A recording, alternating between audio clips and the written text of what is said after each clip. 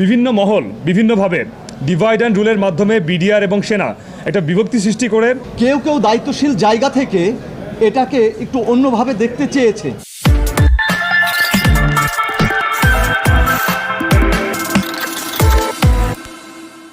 আমি আয়াতুল্লাহ বেহেস্তি, আমি বৈষম্যবিরোধী ছাত্র আন্দোলনের একজন সমন্বয়ক এবং এই বিডিআর হত্যাকাণ্ড বিষয়ক যেই প্ল্যাটফর্ম পরে গঠিত হয়েছে জাস্টিস ফর বিডিআর, সেখানে একজন সংগঠক হিসেবে কাজ করছি এবং শুরু থেকে আজকে 2 মাস যাবত যে আন্দোলন অতিবাহিত হচ্ছে শুরু থেকে এর সাথে আছি।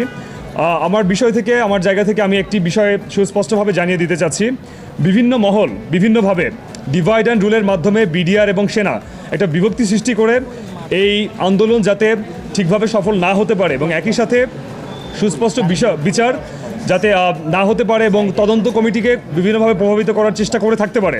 তো সেই দৃষ্টি থেকে আমরা স্পষ্টভাবে এটা জানিয়ে দিতে চাই যে কোনোভাবে সেটি আমরা হতে দিব না এবং আমরা যতদিন পর্যন্ত এই সুষ্ঠু তদন্তের মাধ্যমে বিচারিক প্রক্রিয়া নিশ্চিত না হবে ততদিন পর্যন্ত আমরা আমাদের আন্দোলন চলমান রাখবো।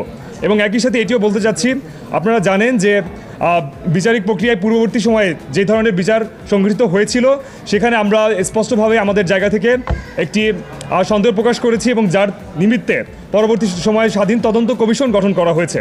তো সেই দৃষ্টিতে আমরা চাচ্ছি স্বাধীন তদন্ত কমিশনকে এমনভাবে বা এমন কোনো উক্তি যাতে না প্রকাশ করা হয় যাতে এরা প্রভাবিত হয় এবং একই সাথে তাদের কোনো কাজে যাতে কোনোভাবে হস্তক্ষেপ না করা হয়।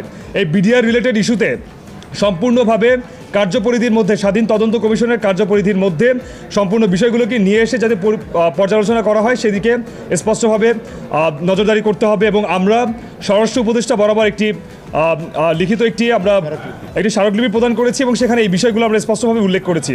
তো আমাদের সবার উদ্দেশ্যে একটি বক্তব্য থাকবে, স্বাধীন তদন্ত কমিশনের রিপোর্ট আসার পূর্ব পর্যন্ত আমরা সবাই ধৈর্য ধরে আছি এবং এখানে কোনো ধরনের কোনো হস্তক্ষেপ আমরা কামনা করছি না।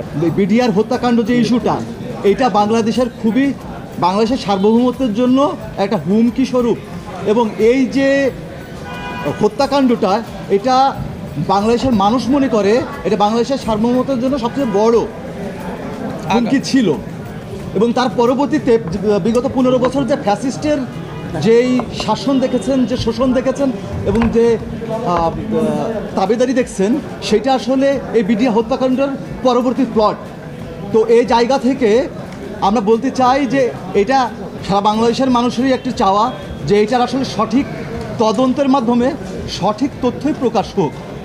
কেউ কেউ দায়িত্বশীল জায়গা থেকে এটাকে একটু অন্যভাবে দেখতে চেয়েছে, কিন্তু বাংলাদেশের 99% মানুষ মনে করে যে এই হত্যাকাণ্ডটা একটা ষড়যন্ত্র ছিল এবং আগ্রাসী শক্তির হস্তক্ষেপ ছিল এখানে এবং এর ধারাবাহিকতাও আমরা দেখতে পেরেছি।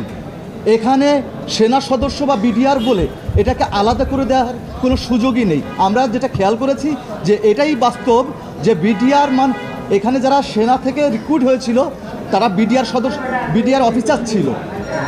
আর আরেকটা ব্যাপার হলো যে আমাদের দেশের সার্বভৌমত্বের মূল শক্তি হলো বাংলাদেশের সেনাবাহিনী এবং সেই সেনাবাহিনীর জায়গা থেকে কেউ যদি এই মানুষের যে দাবি এবং চাওয়া, যারা চায় যে পুনঃতদন্ত হোক এবং সঠিক সত্যটা বেরিয়ে আসুক, সেই জায়গায় যদি কেউ ইফ এবং বাটের বিষয়টাকে নিয়ে আসে এবং সরাসরি সেখানে দায়টা চাপিয়ে দিতে চায়, তবে আমরা মনে করি এটা ভুল হবে।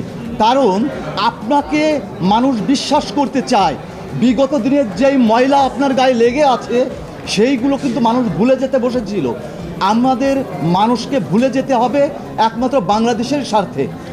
আমরা বরাবরই চেয়েছি সার্বভৌমত্ব আন্দোলন থেকে যে বিডিআরের যারা প্রকৃত দোষী তাদের শাস্তি তো হতেই হবে এবং তাদের মাধ্যমে এখানে বিদেশি শক্তির যে ষড়যন্ত্র ছিল সেইগুলো যেন প্রকাশ পাক এবং তদন্ত কমিটির মাধ্যমে সেটা অতি দ্রুত প্রকাশ পাবে বলে আমরা বিশ্বাস করি।